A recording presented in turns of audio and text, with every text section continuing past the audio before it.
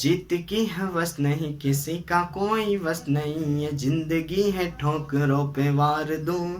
मौत अंत है नहीं तो मौत से मैं क्यों डरूं, ये बातें आसमान में जाके दहाड़ दूं। इसी के साथ मैं हरिओम स्वागत करता हूं आपके अपने परिवार एच स्टडी ग्रुप में। तो आज हम बाबर के बारे में पढ़ेंगे। बाबर कौन था, इसका जन्म कब हुआ, इसके पिता कौन थे, इसकी माता कौन थी, इसने कौन कौन से युद्ध लड़े, ये कौन सी राजगद्दी पर बैठा। तो आज हम बाबर के बारे में पढ़ेंगे। बाबर दिल्ली सल्तनत पर बैठने वाला ऐसा राजा था जिसने मुगल सल्तनत की स्थापना अपने भारत में की। तो आओ बाबर के बारे में पढ़ते हैं। तो बाबर, अब बाबर दिल्ली मुगल स्थापना करने वाला प्रथम राजा था भारत पर दिल्ली सल्तनत पर बैठने वाला प्रथम मुगलियाई शासक कौन था, तो बाबर था। बाबर का जन्म कब हुआ, तो बाबर का जन्म 14 फरवरी के दिन हुआ, 1483 में हुआ। आंदीजान एक स्थान है उज्बेकिस्तान का, वहां पर हुआ। तो 14 फरवरी को क्या रहता है, वैलेंटाइन डे रहता है। तो वैलेंटाइन डे के दिन कौन जन्मा था, बाबर जन्मा था। 1483 आंदीजान उज्बेकिस्तान में बाबर का जन्म हुआ था। तो इसका राज्याभिषेक कब हुआ था, तो मात्र 11 वर्ष की आयु में इसका राज्याभिषेक हुआ था। मात्र 11 वर्ष की आयु में इसका राज्याभिषेक हुआ था।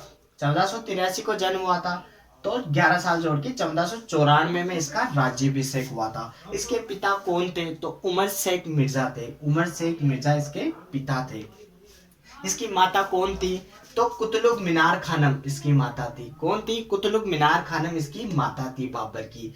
अब यह अपने पिता की ओर से तैमूर का 5वां वंशज था और अपनी माता की ओर से चंगेज खां का 14वां वंशज था। कौन था, बाबर था। माता की ओर से 14 वंशज चंगेज खां का था और तैमूर का 5वां वंशज था। इसकी दादी कौन थी, एहसान दौलत बेगम थी। एहसान दौलत बेगम बाबर की दादी थी। इसका पुत्र कौन था, इसके 4 पुत्र हुआ करते थे, हुमायूं, कामरान, अस्करी, हिंदार। हुमायूं अगला राजा बनता है। हम मुगल सल्तनत की ट्रिक पढ़ते हैं कि बहू आज शाहजहां आएंगे, बहू आज शाहजहां आएंगे। इसमें पहला बाबर, फिर हुमायूं, फिर अकबर, जहांगीर, शाहजहां, फिर औरंगजेब। तो अगला शासक होता है हुमायूं। हुमायूं का शब्द का अर्थ होता है भाग्यशाली, किंतु ये अभाग्यशाली था। फिर मैं आपको थोड़ा थोड़ा इनके बारे में भी यही बता दूंगा।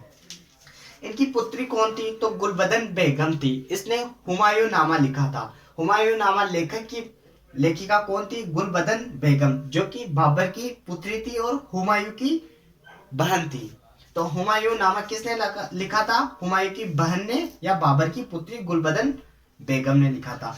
अब बाबर ने हमारे भारत में कौन कौन से युद्ध लड़े, तो इसको ट्रिक के जरिए बताऊंगा। ट्रिक के जरिए, तो एक ट्रिक है, पानी पिया, खाना खाया, चल दिया, घर गया और मर गया। सीधी सी ट्रिक है। क्या है, पानी पिया, खाना खाया, चल दिया, घर गया और मर गया। ठीक है। अब पानी पिया, तो पानीपत का प्रथम युद्ध कब हुआ, 1526 में हुआ। फिर ये 27, ये 28, ये 29 और 30 में मर गया। पानीपत का प्रथम युद्ध इब्राहिम लोदी सल्तनत का राजा था।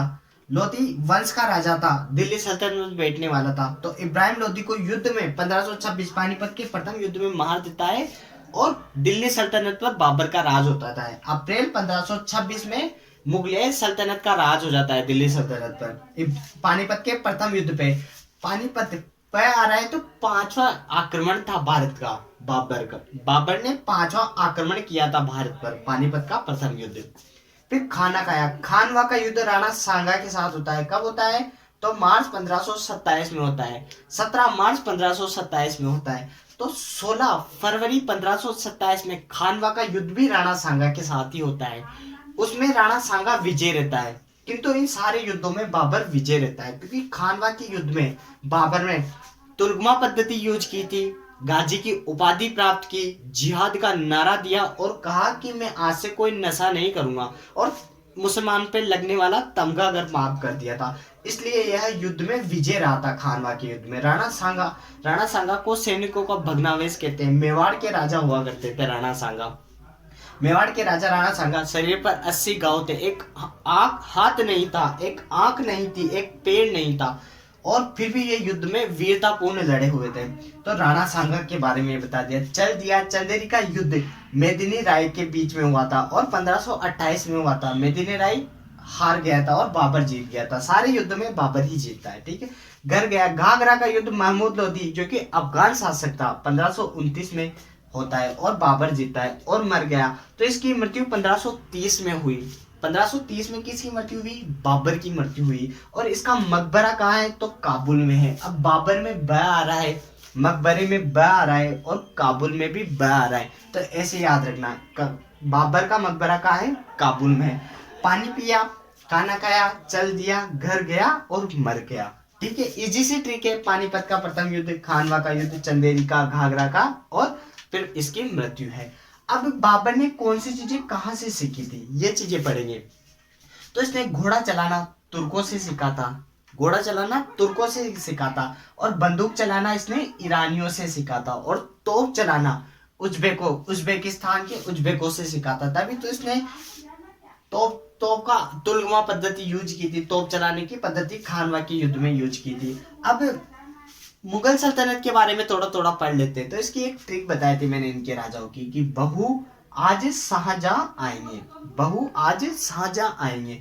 तो बाबर, हुमायूं, अकबर, जहांगीर, शाहजहां और औरंगजेब ये राजा है। ये मेन है, बाद में भी आते हैं पर ये मेन ये है। तो बाबर के बारे में पढ़ लिया। अब हुमायूं, तो हुमायूं शब्द का अर्थ होता है भाग्यशाली, किंतु ये था ही भाग्यशाली। इसके बारे में एक इतिहासकार लेन पुलियो कहता है कि ये लड़खड़ाता हुआ तो इस दुनिया में आया और लड़खड़ाता हुआ ही इस दुनिया से चला गया, क्योंकि इसने दिल्ली में एक पुस्तकालय का निर्माण कराया था, दीन ए इलाही।